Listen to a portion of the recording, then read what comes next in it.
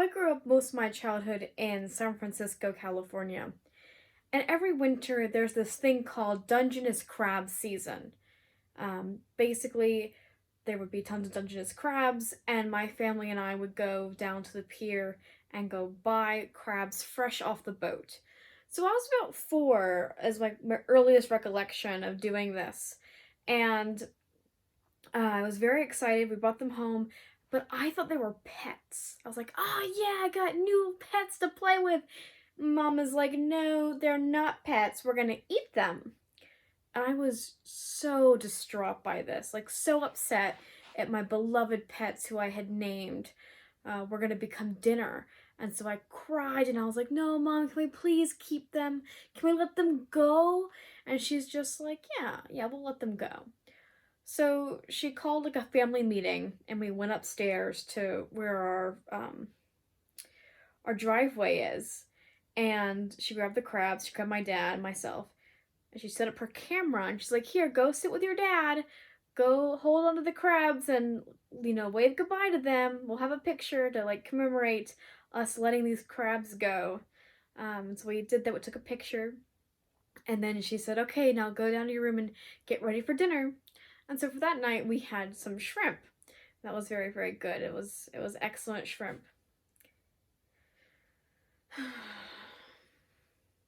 So fast forward 5 years, and we're sitting at another crab season dinner with another family, and I am like very excited, and I look to my mom and I say, "Do you remember that time where we let crabs go?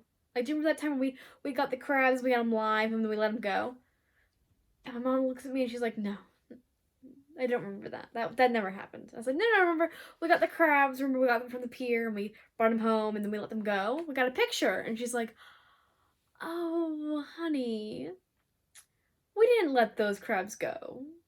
Like, you seriously thought we released these crabs into the hills of San Francisco?" It's like, well, yeah, when you say it like that, I sound like a complete idiot. "Well, then, what did we have for dinner that night?" And she said, "We had those crabs." Oh, okay, well. And maybe the reason I bonded so much with the crabs was because at the time I really wanted a turtle. Like, it was all ever consuming all of my thoughts. I thought about turtles every day. My bathroom was turtle themed for my birthday and for like little gifts, and Christmas I would receive turtles as gifts. Like all these turtles, like little fake turtles.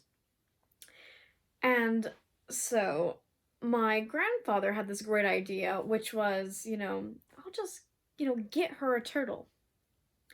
Couple logistical issues with that. First of all, he lives in South Carolina, and he happens to live on a 5-acre pond. And so he thought, one day he came across a eastern box turtle meandering its way to the pond. So he picked it up, put it in a box, drilled some holes in it, into the box, not the turtle, and sent it to the post office. He's like, "Hey, if it fits, it ships."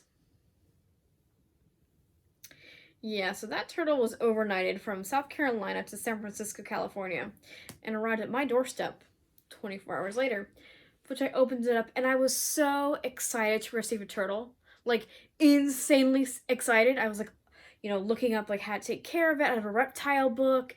And my mother was like, "We cannot keep an eastern box turtle. It's an invasive species to San Francisco. We cannot keep the turtle." I guess we gotta do what we gotta do.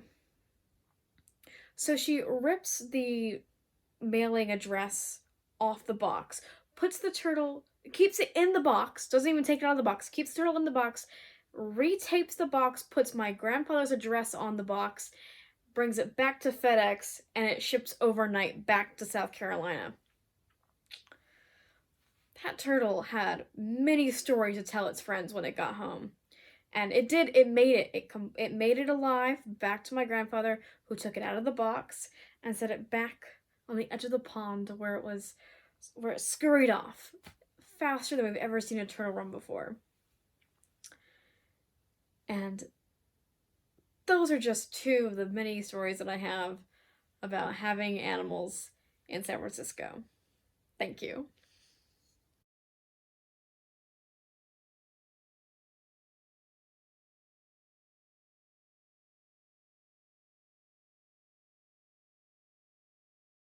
Hello, and thank you so much for watching that last video. If you enjoyed it, be sure to give it a big thumbs up and comment your favorite bit of the set down below in the comments section. If you enjoyed this video, you'll definitely enjoy my other comedy sets on my YouTube channel, Comedic Chameleon. And if you do enjoy them, be sure to hit that subscribe button, which is either down below or somewhere around your screen. You'll see my chameleon, and you can click that to also subscribe to my YouTube channel. If you really enjoy my videos and want to help me out and help grow my channel, be sure to share my videos with your family and friends, or you can even become one of my patrons on Patreon.